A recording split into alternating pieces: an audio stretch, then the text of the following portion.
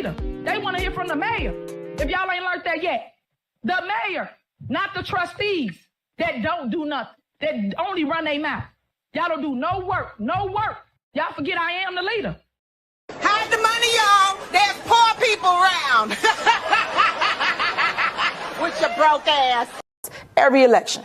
So now, because they can't beat me, they got to do this smear campaign to convince public opinion that I'm bad for them. So you said 2 elections. You were first elected in 2021? No, 2013 was my first election for trustee. I was a trustee. I sat where they are. Right. That's why I know the law. Council. Yes. Elected mayor 2021. Yes. Terms 4 years? Yes. Okay. Plans of running for re-election? I'm running for both my seats. And I'm going to win them. So, and when is the election for Thornton Township? 2025. So those elections at the same time? They are. Bullshit. A bullshit. A bullshit. I could not be here breathing and be comfortable if I was really as bad as they was making it. You know, nobody could be around me. So for me to be this calm, I must have some kind of inner peace. And my inner peace is knowing that once everybody take the time to really see what type of person I am, you'd be surprised that I stuck around this long. I have to make the life that I do live as happy as I can and try to do the best with what I have. You know, live the best life I can live, be as happy as I can be. Nothing is perfect for anybody. I don't know. Boys, I swear, I think I figured it out. You know why they don't want us redneck brothers and sisters and the hood brothers and sisters getting along? You know why? Because we'd be unstoppable. I'm telling you right now, we would shut shit down. Yes. We coming to you with the early live blessings and grand risings. It's early, okay, y'all? So we happen to tune in to the Nate Fells hearing today. I got a smile on my face. Excuse my lighting is low. I don't have my lighting set up. Let me put my lighting on. I am so excited. Now, the judge, just to give you a heads up, he said he's going to make his ruling this afternoon or by Monday. I don't know why he's prolonging it, but from what we see, and what we're going to show you, it seems like Nate Fells will be back on the ballot, dog. So let's watch this together. And I tried to be as quiet as possible in the background. You're going to hear little ad libs, but you're going to be able to hear the whole hearing, okay? And the reason why I'm sharing this, because I do know that this is able to be shared on a public platform, because this is not a personalized case to just Nate Fells. It is for the people. So let's watch this together. And the judge was freaking amazing. And KP and Catch a Dog Smith was there. I would like to stand on my brief, and as well as just let you know that I filed my petition timely in a correct manner. Everything was filed together. I know that it was stated in the objection that I failed to file. At least in the my opponent's brief, that I failed to file a statement of candidacy, which is inaccurate. I did file a statement of candidacy. But the Illinois Election Code does not explicitly state to bind the statement of candidacy to the petition. As you noticed, the beginning of the code states that the petition sheets are to be numbered consecutively, have the same heading, have lines and spaces for names and addresses. And then later in the code, it states that the statement of candidacy must be included. So, before that, it doesn't state that it doesn't say at all that the statement of candidacy must be bound to the petition. But, it's a little bit of, I think that, the code was a little bit misinterpreted. It may be, a mistake on behalf of the electoral. But needless to say, I felt like I did it the right way, and based off how I interpreted it, I do believe that the code does state the way that the code states it is the way that I believe is the right. So. Thank you, Mr. Fields. You did raise a finer point, and I appreciate it. That and I could put this to Ms. Ms. Nelson Jaworski. It does appear like in the prayer for relief that the board states that that the court shall find that the candidate failed to file a statement of candidacy. I don't think you meant to say that. I just took that as a typo, or that prayer for relief walked itself in from some other filing. Is that fair to say? Your Honor, I would say that that statement is just saying that his failure to file a statement of candidacy was not in compliance with Section 10.4, so he did fail to file it, or his failure to file it with his petition sheets did violate 10.4, and that's all that is saying, if that makes sense. No, it didn't. Okay. Well, then that raises another question. I thought the facts aren't in dispute. Mr. Fields filed his statement of candidacy simultaneously with his petition sheets. The only issue is whether they were bound to him. Correct? Yes. Yes. If I can jump in, Judge, that is the main issue as to whether they were appended and filed with the petition sheets. Page 7 of the record is the first receipt of filing, and on November 12th, the clerk indicated that Mr. Fields filed his statement of candidacy, his statement of economic interest, and his petition sheets. So there's, unless you can point me in some other direction, is what, there's no dispute that he filed his statement of candidacy. The only issue is whether he was required to bind his statement of candidacy to his petition sheets. Fair to say? Yes. Okay. So let's walk through that. I think everyone agrees that Section 10-4 of the Electoral Code, or the Election Code rather, has no explicit requirement that the statement of candidacy be bound. Fair? Yes, that's fair. Okay. So I also read all the cited cases in the board's brief. There's no case that holds that the statement of candidacy needs to be bound with the petition sheets. Fair? If I may, Judge, as it relates to the it's the case out of Markham, Muldrow case, I think it is. Mechanical. Oh, it is the mechanical case out of Harvey. As it relates to the mechanical case out of Harvey, the court did basically state that the petitions the statement of candidacy does need to be bound with the petitions, that it all needs to be put together in one packet.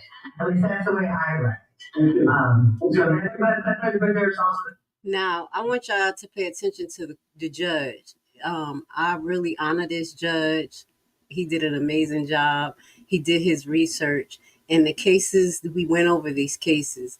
Some of the cases that they're actually referencing, the candidate was put back on the ballot. So let's just listen to this in more detail. And I'm going to put that video, if you're interested, when we went over each one of these cases that Nate could probably use. Okay? Valentine case, which kind of said the opposite. So there's been sort of a back and forth with the courts, but the most recent precedent that we have, I believe, is the mechanical case, which the electoral board interpreted to require that the statement of candidacy be bound with the petitions. Okay. I've read McCaskill several times because it is the most recent state of the law. There's not one reference, unless you can help me out, there's no reference in that case to binding anything. It doesn't relate to binding or fascinating sheets at all.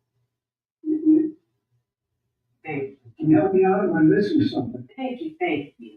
I'm trying to look at the case right now, Judge. I can't remember exactly where it was. But if you have access to it, I know that our brief had touched on it. Yeah, in the brief it says that, from McCaskill, says that may have omitted a required document from his final nominating papers, like a statement of candidacy, and might try to add it later. Our reading of that was the nomination papers as filed as bound. Where in the Catskill is there any reference to binding? I did a global search of the case. I searched for bound. I searched for binding. I searched for fasten. I searched for fastening. Got him. So it's in paragraph 25. It doesn't explicitly state binding. Judge, you are absolutely correct. But it does state that there are many ways candidates can seek to add to the petition. So this really comes down to the language in the election code that requires that petitions or nomination papers can't be added to after they've already been filed. And according to the McCaskill court and some of the other cases that came before McCaskill, that has been interpreted to say that the statement of candidacy, which is part of the nomination papers, must be added or must be in the petitions when filed.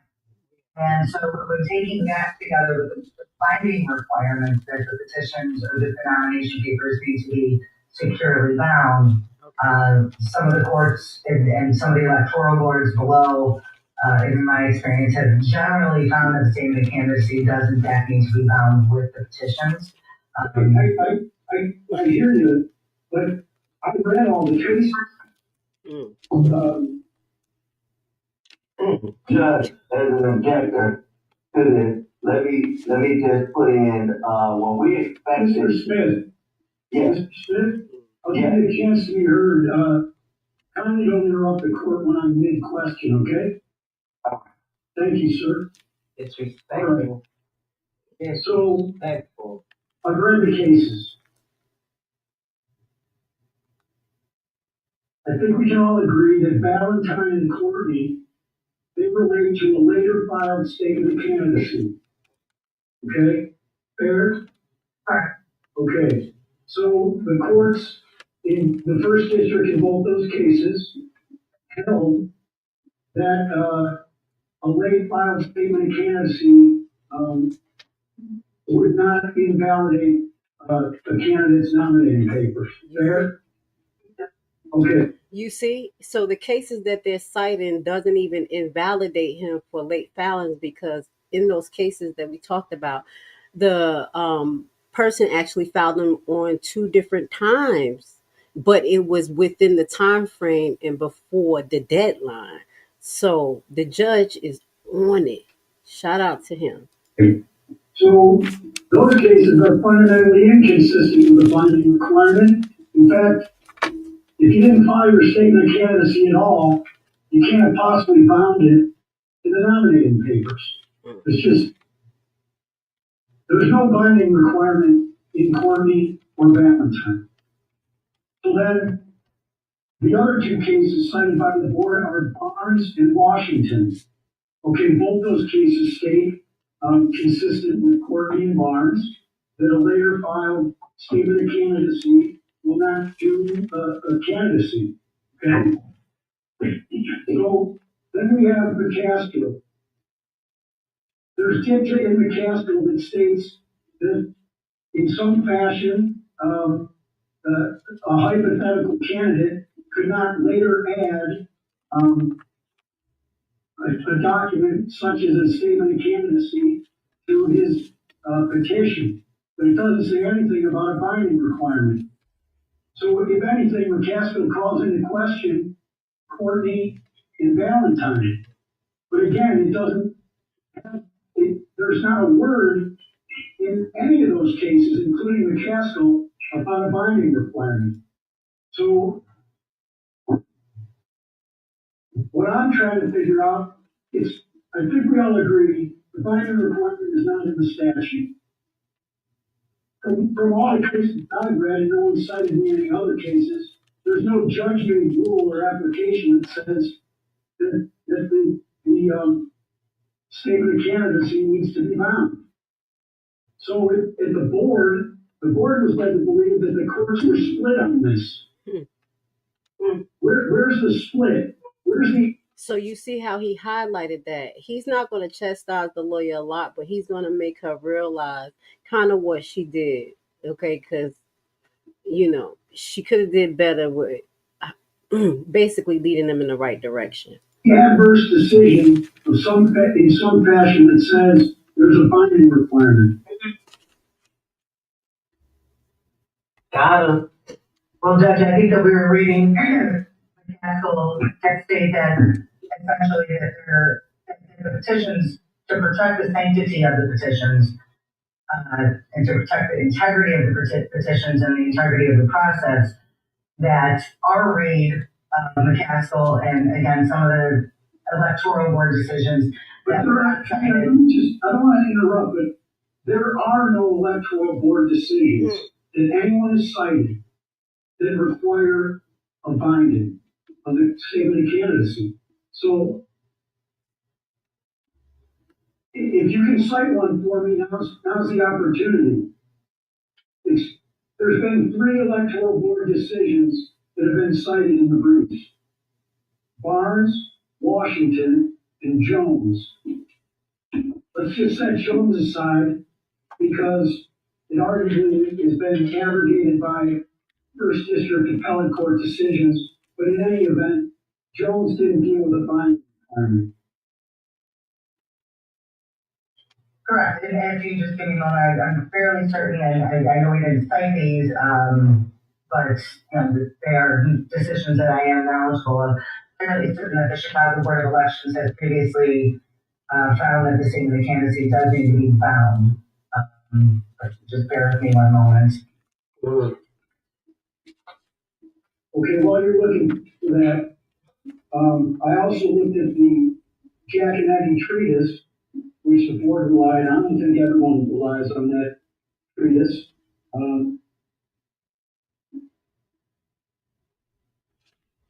What it said about McCaskill is that two-step filings are ill-advised.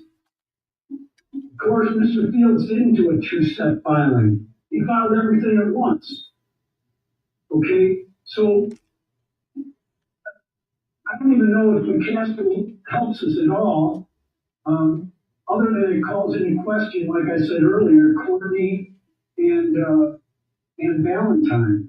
But again, neither of those cases involved a binding, and they're fundamentally inconsistent with a binding requirement because they actually hold that Mr. Fields could have filed his statement of candidacy 3 or 4 days after he filed his petition sheets.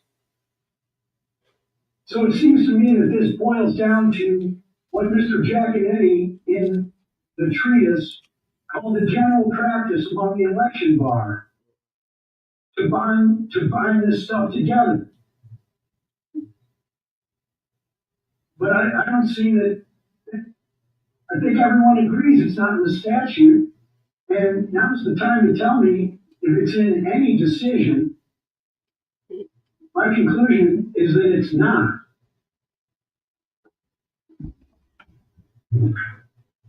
And so it'd be a particularly thin reed to use what Jack and Eddie called a general practice to knock Mr. Fields off the ballot. Understood, Judge, and I haven't been able to find anything from the Chicago Board of Elections. I thought I had seen something previously, so we'll just stand on the record and, we understand what you're saying, Judge. So we'll just stand on the record. And Ms. Nelson-Jaworski, I do want to thank you. The way you ushered the board through the issues, the transcript was tremendously helpful to me. This. Thank you, Judge. And you in a very non-argumentative way, and you briefed, you crystallized the issue in a very concise way, and I thank you for that. Thank you, Judge. And I think that Mr. Fields also did a commendable job as a layperson in his own filings. I know this is a specialized area of the law, and he too did a commendable job. I think that if Mr. Fields, well, I mean, I don't even necessarily need to ask the board this question, but if Mr. Fields needed to go somewhere to find out, like an FAQ page or a how-to guide on how to do this. Okay. And we've covered the ICL, but is there any other source? I think I'm fairly certain that it's not in any case, and it's certainly not in the statute. So where would he go, or where would any candidate go for a definitive source that would say that he needs to bind his statement of candidacy to his petition sheets? Quite honestly, Judge, I'm sure I would have to, I don't know if there's any advice to that in the candidate's guide. I haven't looked for that, so I really wouldn't know. But this is also one of the reasons why in our election bar, it's not just so we all can get employed, but we consistently recommend that people get counsel, just because these cases are very tricky. Sometimes the statute says what the statute says, and then there's case law upon case law, and the case law conflicts, and it's a very tricky area of law. So we always encourage representation. I do agree with you, Judge, though, that I think Mr. Fields did a very commendable job representing himself. Give it, Judge. I looked elsewhere in the statute, in the election code, for whether there is a binding requirement. And I would like the board's take, if you have one, on, let me get the site. And you folks are well versed in I guess you call it Article 10 versus Article 7.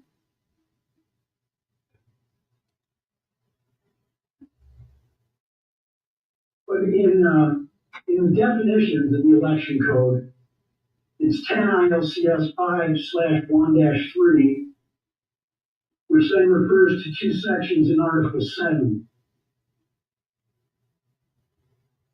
In those sections, I guess it's similar to Article 10, they require petition sheets to be bound, but they don't appear to require a statement of candidacy, at least overtly, to be bound. Is that fair to say? So I'm sorry, Judge, you said first you were talking about section 1-3. That's the definitional section. Yes. It states a petition of candidacy shall consist of a statement of candidacy, candidate statement containing oath, and sheets containing signatures of qualified primary electors bound together. So the signature sheets need to be bound together, but the statute appears silent about binding the statement of candidacy. Fair? Well, I don't know that I agree, Judge, because it does say that the petition of candidacy shall consist of the statement of candidacy. And in section, I know that in Article 10, which is the article that we're under, and yes, generally Article 10 as well as Article 7, the case law kind of goes back and forth in it, but I believe it's either section 10-3 or 10-4 of the Illinois Election Code. And let me just pull it up really quick so I can confirm. That does require the binding. Unless Hannah, do you have that handy? Do you know? 10-4. 10-4, okay. Two separate. So, and that specifically states, hold on, I'm just trying to pull it up and find the exact language, Judge. It states that acceptance of the list, provided no petition shall be circulated unless such, and then it goes on, such sheets after being presented to the electoral board filed with the proper officer of the electoral board district, as the case may be, shall be neatly fastened in book form. So if we look at the definition, I mean, it says sheets, so that's obviously not, it's not specific to, but I guess that's, it's talking about petition sheets, but then if you look at the definition that you just pointed out, Judge, in section 1-3, it does say the petitions include the statement of candidacy. Candidly, I think that, both provisions of the election code probably need a little bit more clarity as to what's meant, as to what exactly needs to be bound. But the common interpretation and common practice amongst the election bar has been, in fact, to bind the statement of candidacy with the petitions, just to avoid any sort of question or scrutiny. All right, I just want to add to this. This was something we were talking about. There were two separate sections that they basically were trying to put together. and one highlighted that the binding was supposed to be the petition sheets, and you're going to hear Nate talk about that in detail, and then the other paper of candidacy being added to it and filed basically at the same time or before the deadline. So the same thing the judge is highlighting is what I highlighted in one case that we brought up to you, and I've been looking for the paper and I can't find it, but they basically said that it's not, in the judge's opinion, they can't rewrite the law. They can't put both of these laws together and make their own different interpretation. So this is what he was highlighting to see if she understood that was separate. Because if you're paying attention, he's still reprimanding her in some manner to make her realize, what was the issue with this. And basically, Nate shouldn't be there in all aspects. In any sort of potential issue. So I think that with this, I do think that the law really could be interpreted both ways, because it does say all petitions for nomination in the beginning of section 10-4 under this article 10 for candidates for public office. And then it goes on to say that such petitions shall consist of uniform sheets, goes on to state what needs to be on the sheets. Then it says that the sheets need to be together. So I think that there could be multiple readings of that, but I understand from what you're saying that, the way that you're reading that is that the sheets are the petition sheets was actually circulated to the public, not per se the statement of candidacy. But even though that's a petition, part of the petition under section 1-3, that the binding requirement applies to the sheets. I think that's what you're saying, Judge. Is that my understanding? Yeah. Yeah, I think that's helpful. I was looking for your gloss on that as an experienced practitioner of this field. So thank you for that. You're welcome, Judge. Okay. I think Mr. Smith wanted to be heard. Yes. Go ahead, Mr. Smith. Your Honor, I just wanted to make fact, I don't know if you know, when we inspected, because every person that gets a chance to object, you can go in and look at the petition first. Personally looking at the petition, that statement of candidacy was not attached to his nominating petition. That's why we raised the issue of it not being together. I also wanted to make note, when you are a candidate in writing, you have the candidate guide that you can go to, but as well as the attorney stated, you have to seek legal help and assistance when you're running for office. Especially for office, you're talking about a supervisor of 17 municipalities. That's a big responsibility, Judge. And to not do what you are required to do, or know what you should do in running for office, is just out of question. And I just wanted to make on record, we did inspect the petition, and that was not attached to the petitions at all. And I'm going to tell you this judge was amazing, just to let this fool talk as though he was a lawyer and he inspected and it wasn't. Let's let it play. I'm just sorry, because I had to be quiet recording it, and he was really getting on my nerves. Thank you, Mr. Smith. You indicated in the chat that a Price was trying to get in. Is there someone called Price who wants to be heard? Keith Price. There you are. Sorry, you're on mute, Mr. Price. Good to see you again. Likewise, how you doing? Yeah, I was just mainly dealing with the election code 10-4, and also I don't have the actual challenge in front of me right now, but the statement of candidacy is always bound. The only petition sheet or the only sheet in an election packet that should be returned at a later date and doesn't have to be bound with the rest of the packet is the statement of economic interest.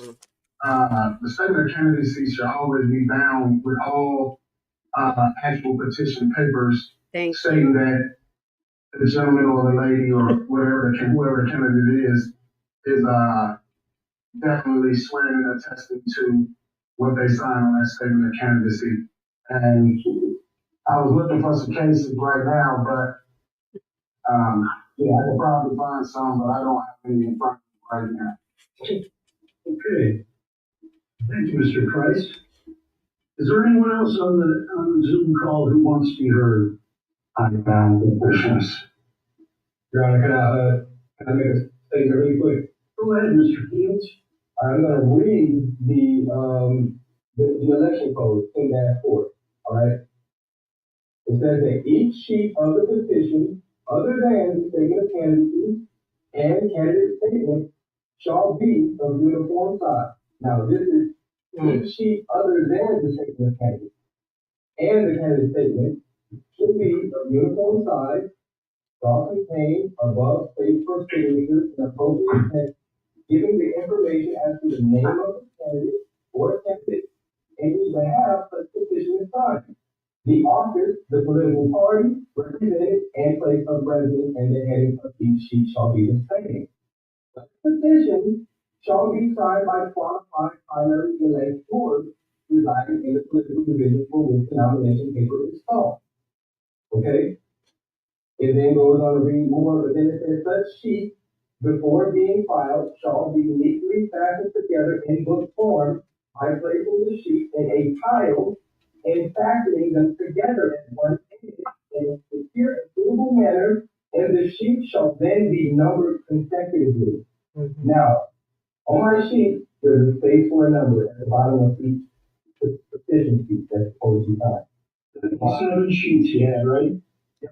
And you found them. You found your sheets. I went to a bank, happened was like $9. But it says that it should be up. I wanted to bug out. I love Nate. He's so just a regular person. He was like, I spent $9. He did a great job, y'all. Shout out to Nate. Now, the statement of candidacy doesn't say it's a number or it's not even aligned with my statement, correct? The statement of candidacy doesn't have anything or no lines for the signature from the elector or the resident that signed the petition. Everything that's included as far as the petition sheet, in here, it tells you what needs to be on the petition sheet. But if the statement of candidacy was to be bound within the lining what's in the code, it would have, it would need to be numbered and it would have to have everything that it says in the code, just like the rest of the petition sheet. It's just not making sense. And then at the end of the code, that each petition must include as a part thereof a statement of candidacy for each of the candidate files. Just listen to what he says, because he says as a part. Nate is reading the law verbatim, and then you're going to see how KP try to come and just flip it into his own words.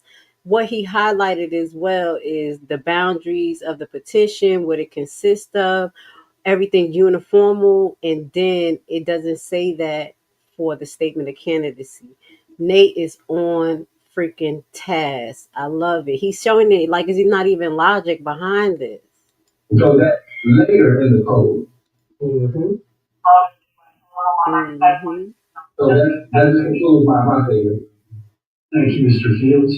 Anything else from the board or anyone else on Zoom? Yes, sir, Your Honor. Yeah, go ahead. This is Keith Price, sir. There you are, Mr. Price. Go ahead. Mr. Fields read it right to you. Of course, the statement of candidacy doesn't have to be the same size as the petition sheets, because some petition sheets have 10 signatures, some have 15, some have 20. But it goes on to say, and he read it to you, that all sheets must be fastened together in a book form. He read it directly to you right out of the code. The code didn't even say that, y'all. I had to so refrain myself because I wanted to yell. But did y'all see how he tried to flip the words? The number factor and all that deals with the actual petition sheets. So that's in the nomination papers by multiple different ways, have been thrown out multiple times. The mere fact that the code, he read the code, section 10.4, provides that the petition sheet shall be neatly fastened together in a book form by placing the sheets in a pile and fastening them together on the edge. They should be numbered consecutively. It also provides that non-compliance shall invalidate signatures of nomination petitions. I just want to highlight this. It's not supposed to be fastened on the edge. If y'all look at that video I did, I showed y'all an example of the petition papers versus the statement of candidacy. They show an example. And at the top of the petition papers, they have a part that says bind right across the top. Like you bind it up, right? Just one big binding at the top. They don't want it actually in book form. So what he's saying is actually wrong. It says not to put it in book form. You don't know what he's talking about. Your packet is not complete without a statement of candidacy. You should have a statement of candidacy bound to your petition page. Hey, thank you, Mr. Price. And Judge, just as one last thing, Yeah, go ahead. I think that the finding of the board was more so that yes, it deals with the binding, but I think the ultimate question is the provision in the election code that talks about petitions shall not be added to.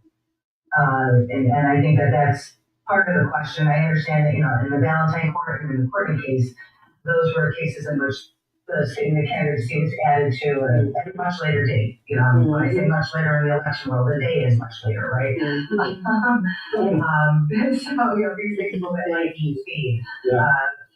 But I think that that's where the McCaskill court was coming in. They were basically saying that, to avoid non-compliance with section 10-4, to avoid potential fraud, petition shall not be added to after 5.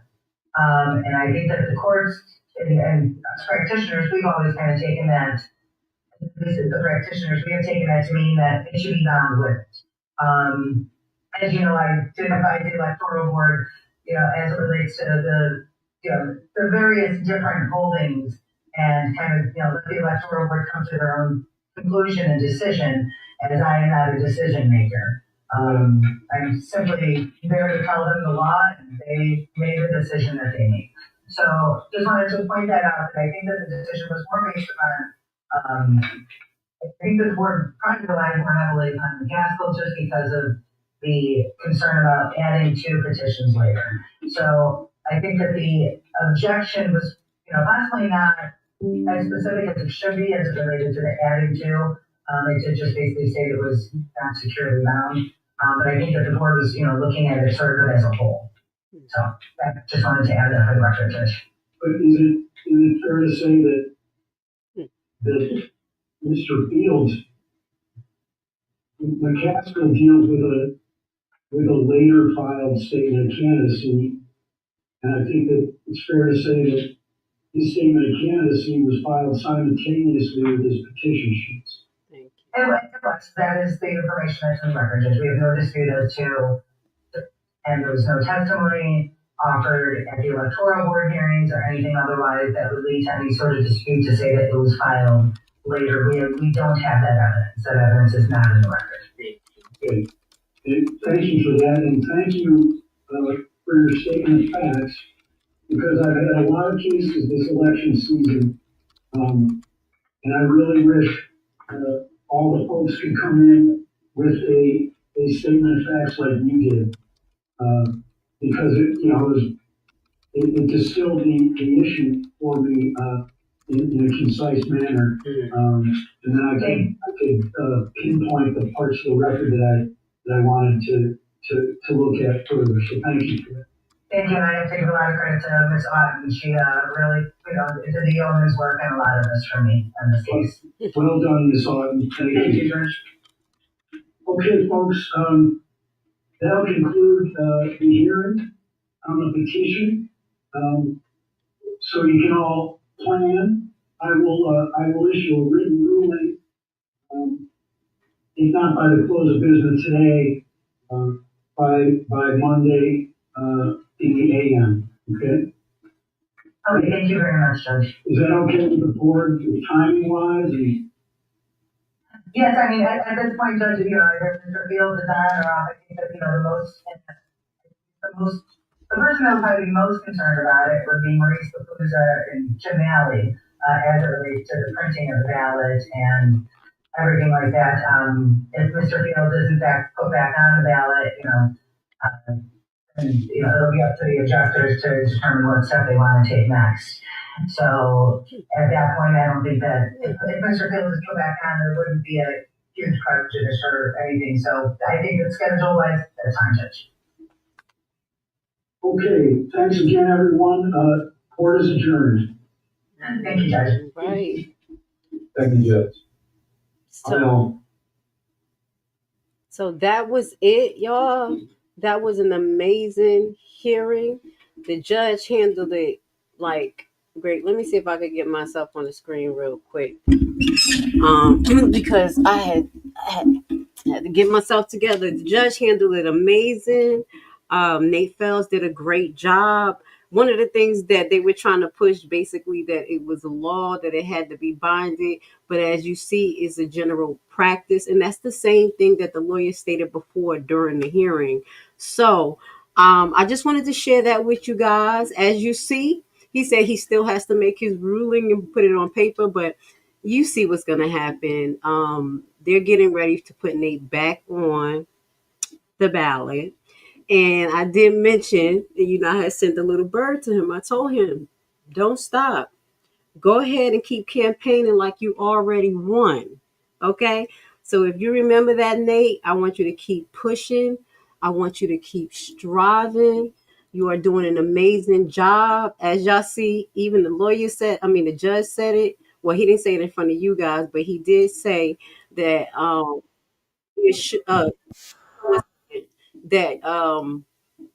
Nate should be a lawyer if he doesn't move forward and become a supervisor. But I'm going to say this. In my opinion, I think Nate will make an amazing supervisor, not just because he's young and, he has a lot to learn, but he's willing to learn. That's first and foremost. He's very intelligent. He's very kind. He's aware of what the seniors go through. He's this is not my boy, this is not my friend, but this is what I see. Y'all know I'm gonna keep it real from what I see, and I just want the best for Thornton and Dolton moving forward. But there is some things we got to talk about. I was talking to my favorite residents about some stuff. We still got to keep our mind open to what may happen. But he's veteran forward. He has some type of plan, especially when it comes to agriculture. Y'all remember that I was saying that Tiffany got like a grant. Thornton got a grant. It was CDE grant, and it was like agriculture. Am I saying it wrong or right? Y'all can always correct me. Y'all know I'll be messing up sometimes.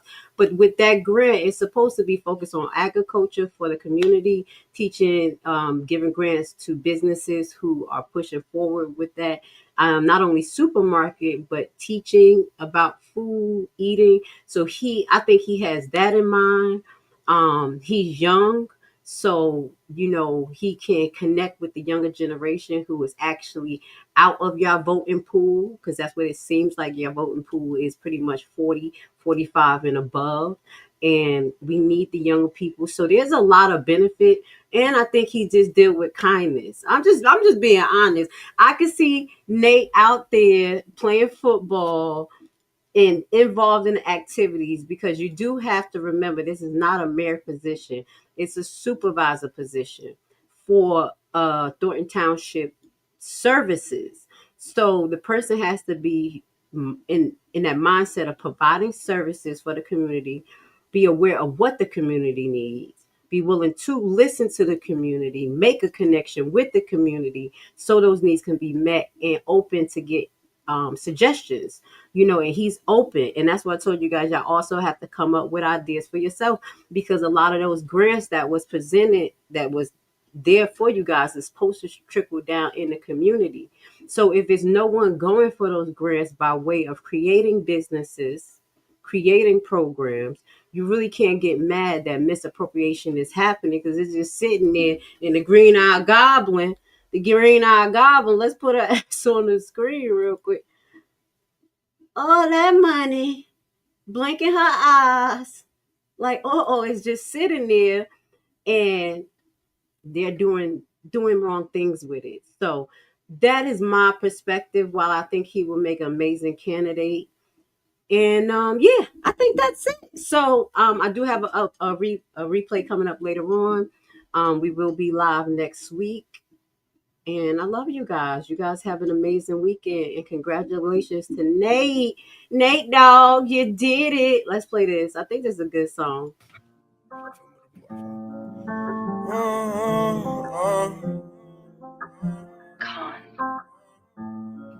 Too deep. Do I lift my soul? Oh, yeah, I trust in thee. Let me not be ashamed. Let not my enemies triumph over me. Let none that wait on thee be ashamed. Let them that be ashamed who transgress without a cause show me thy way and teach me thy path. Lead me in thy truth and teach me. Without the Yah of my salvation, only do I wait all day. Remember Yah thy tender mercy and thy loving kindness way unto thee. Do I lift my soul? Oh, yeah. Hide the money, y'all. There's poor people around. With your broke ass. Leader, they want to hear from the mayor. If y'all ain't learned that yet. The mayor, not the trustees that don't do nothing, that only run their mouth.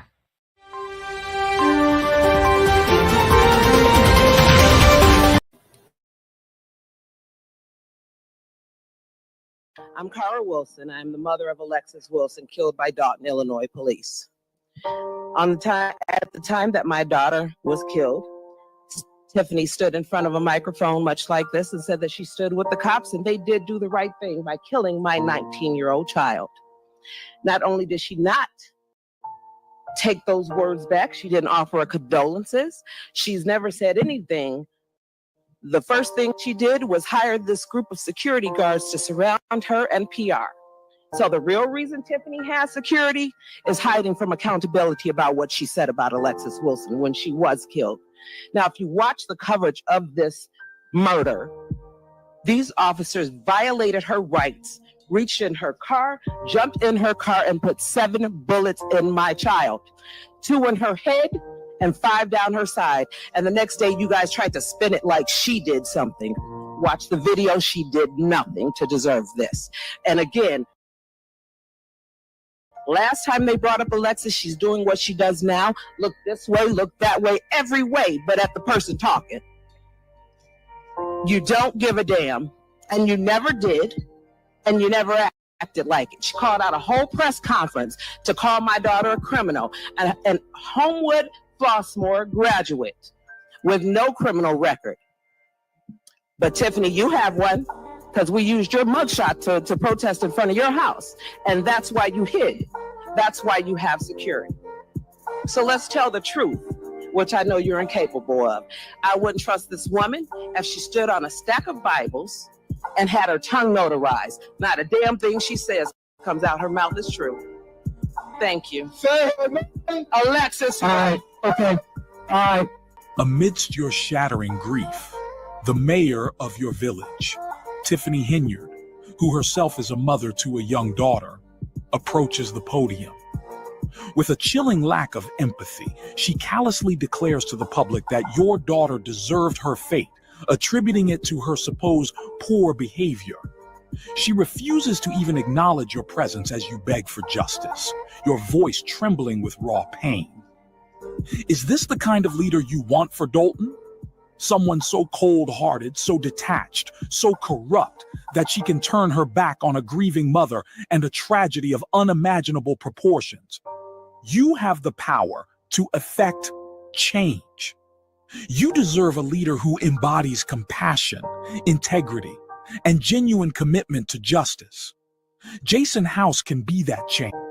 Perhaps she can be commemorated with a grand painting, a lasting tribute to the vibrant life she should have led. Another meaningful step could be passing a law in her name that holds law enforcement accountable for using excessive and unjustified force during their encounters.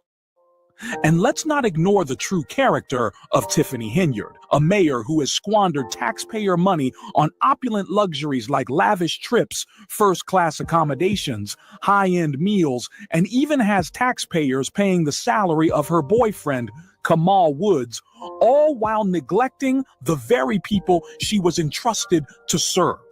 Justice for Alexis Wilson, and let's clean house for 2025. The